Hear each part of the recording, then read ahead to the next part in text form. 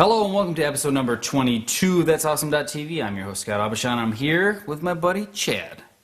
And if you didn't see the last episode, 21, you can check it out on YouTube or at the URL below. We were talking last time where we showed his Jeep off. It's an 07 JK. We talked about installing a bumper.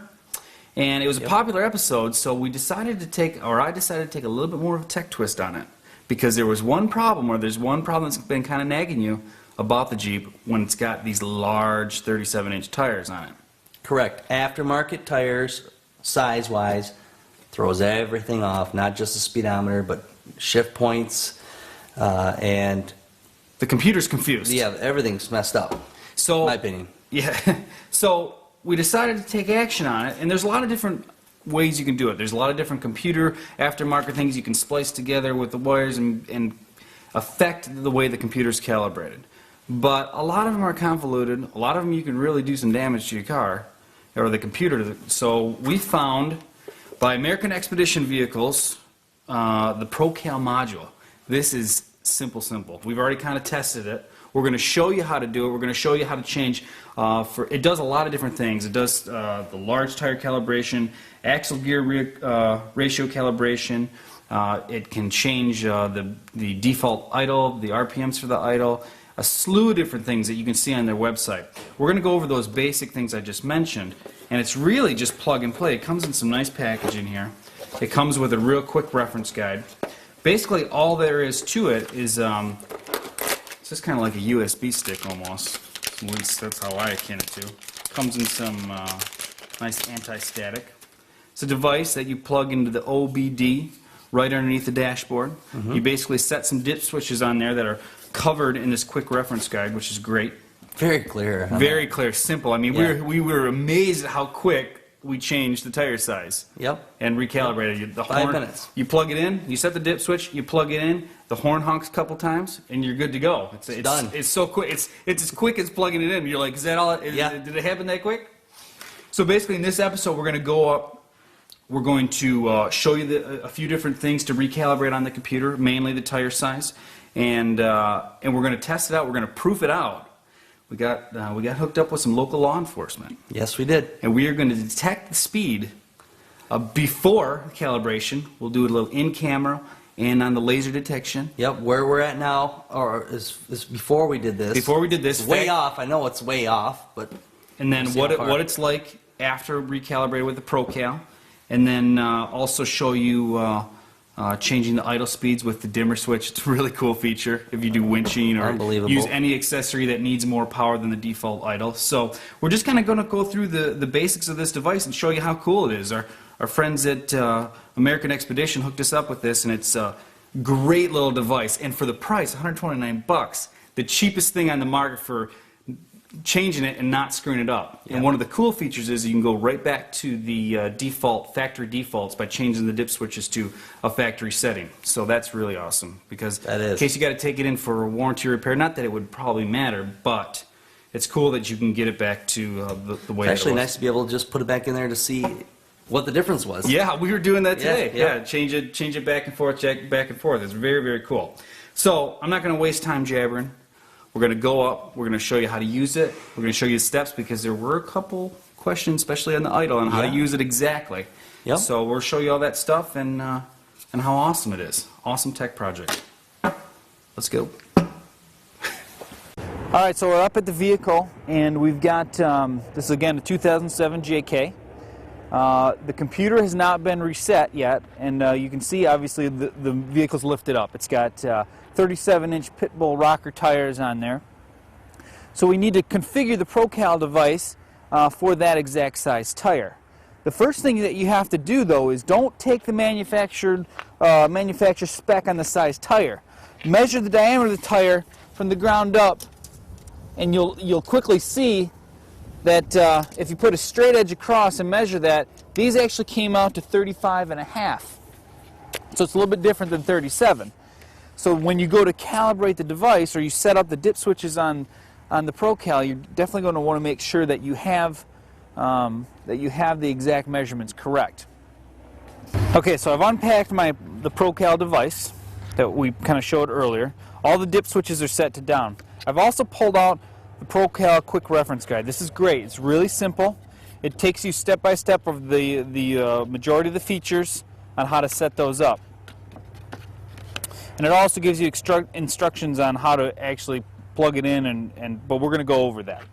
So if we look at detailed diagram, or if we look at this close up, and I bring in, the first thing we're going to do is change the tire sizes. We already took the measurements, which are 35.5. So the first thing we need to do in step one is we need to set the dip switches to down, down, up. And that's for tire sizes between 24 and 38 inches. The next step, we have to do a little math equation, real simple. We put in the measurement that we took, which is 35.5. We minus that by 24, which equals 11.5. So in box A is 11, and box B is 0.5. And the next step, it clearly shows you, it says, okay, we're in step 3, you've done the first 2, so that means the first 3 dip switches are going to be set like they are in step 1. And then in the next 4 dip switches are going to be based off that first number in box A. So that's going to be, for my tires, it's going to be up, down, up, up. And then in the last step, it's going to be from box B. So we're going to, ours was 35 or 11.5, so 0.50 is up, down. All right, so we've got the ProCal device all configured. All the dip switches are set as you saw. We're underneath the dash here. The OBD port is right there. The only thing we're going to have to do is switch the ignition switch to the on position, 2 clicks forward, and we should be able to just go ahead and plug this in, and we'll hear the hong sound twice. I told you it was quick. And there we go. Now it is fully calibrated for my size tires that we measured and did that little formula on. Now I kind of jumped the gun. The first thing I want to do is I want to prove to you how far this is off. I set it back to the default, or I restored the settings, and it's actually a good point for me to make right here, because the ProCal device, what happens is it stores your VIN number on here. When you connect it for the first time and recalibrate something, it stores the VIN on here. So don't think that you can take this and you can set yours, set your buddies, set everybody else's. The only way that you can use this on a different vehicle is if you restore it. So what I've done is if you set the first 3 dip switches down and the last of them up and plug it in, it'll honk 3 times, and it actually restores it back to the factory settings, which is a good thing to have. So I've done that, and now we're going to do a quick test first and actually show you, prove to you how far it is off. And then I'll recalibrate it like I just showed you a minute ago, back to the proper tire size, and we'll do the test again. Alright, so this is stock out of the box, or once we put the big tires on, no change in the speedometer at all. This is just what it's reporting. So we're going to get up and set our baseline at 50, or what the car is saying we're doing 50. So we're passing 40. Okay, so now I'm doing what the car says is 50. With the larger tires on it. And the officer is reporting me at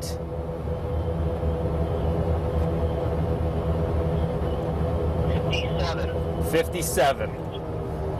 Okay, so we've recalibrated the device, or we've recalibrated for this size tires. We're going to pull out. We're going to do a second test. I'm going to peg it at 50, set the cruise. I've got the officer doing the radar at the bottom of the hill here, and we'll see how accurate it is. Going through 40. We're up. We're approaching 50. Now we are right at 50 miles an hour on the speedo, and we're coming up to the officer. What do you got me at? 49. 49. With the angle I'm shooting at, it's going to be exactly 50. 51, 49. And there we have it. Locked on, you 49 miles per hour. Locked on. Video evidence. As you can see, it does make a big difference. I mean, you're talking 8 miles an hour. That's huge. And it's not only just the speedometer, but it's also the shift points, which also results in the overall fuel economy of the vehicle. So, I mean, it was revving huge at 40 miles an hour, way more than it should. And then when you get to 50, it's always fighting with that overdrive because it thinks it's going into 60. It's a bad position. So that's a great feature. You saw how simple it was, real easy. The next thing we're going to do is show you a real cool feature if you're into if you have a winch or you need that extra boost of power at idle, this can change the default idle settings. So we're going to go to the runtime functions. Again, the quick reference guide or the that comes with it is great. It shows you step by step. Here's where you got to start your dip switches. Here's where you got to set them for different types of configurations. So under runtime functions, we're going to go to it says set the first in step 1. Set the first 3 dip switches as shown. So we're going to go up, up, down, which is easy as that. And then the extended idle is what we're going to use, and that's all. The rest of them are all down. Now this one is a little bit, I shouldn't say it's tricky, but there's a little bit more involved than just turning it to on and plugging it in. There's no audible sound. What we're going to actually end up doing is we're going to turn the engine on, and then we're going to leave it in park, or you could do this in neutral. We're going to press down and we're going to lift the brake lever up just one click so it's engaged and I see the brake light that's on. I'm going to set the internal dimmer switch on the multifunction switch here just midway. I've got my ProCal set up, and with it on I'm going to plug it in. Alright, so now that that's on, we can see that I do not have my feet on the pedal. If I go all the way up with the dimmer, it takes me up to 2,000 RPM. I go one click down, takes it down a few hundred, another click down, takes it down a few hundred more. So you're using that dimmer with the ProCal still plugged in. You're using that dimmer to control the default idle speed. It maxes out at 2,000 and it will only stay like that for a maximum of 10 minutes. Now to get out of that mode, just press on the brake, release it, and it'll go right back. Then we can just unplug the ProCal. Alright, so as you can see, pretty simple, pretty awesome. I mean, in my world, when I look at things, I love convenient things like this. Simplicity. The simplicity is it's like set and forget it. Right, right. I hate to steal the famous infomercial, whoever that was. I hope they don't have it trademarked. Right. But seriously, I mean, 2 seconds to switch it, it's worth every penny in my book, because there's nothing worse than getting a device, especially some of the stuff that I was looking at researching, getting something like that, figuring out how to hook it in, and then figuring out how to execute all the commands to get the computer to... No. Go to AEV-conversions.com, get yourself a ProCal, and life is easy. Plug it in, it honks a couple times, and you're done. You're right. done. You're getting better gas mileage. The thing will pay for itself. Yes. In the first month. Well, I don't know. I can't guarantee it, but Right. I gotta imagine that if you're not running, the right ratios, everything you've been burning gas like nobody's business. I have been complaining about it, But now. It's nice to know actually how fast you're going to. Really, it is. That's always good, yeah, because it was off. So, anyway, very cool stuff, very cool company. I mean, their stuff is top notch, I have to say. The packaging, the fit and finish of just this little product, I was totally impressed. Awesome, very awesome. Cool technical project. Okay, that's it for episode number 22. Sorry for the long delay. I know it's been about 8 or 9 weeks, but hopefully we'll get back on track. If you want to send me an email, send that to scott@thatsawesome.tv. Check me out on Twitter, twitter.com/Scott Abishan. Subscribe to the show on iTunes. You can just search for thatsawesome.tv. And that's it.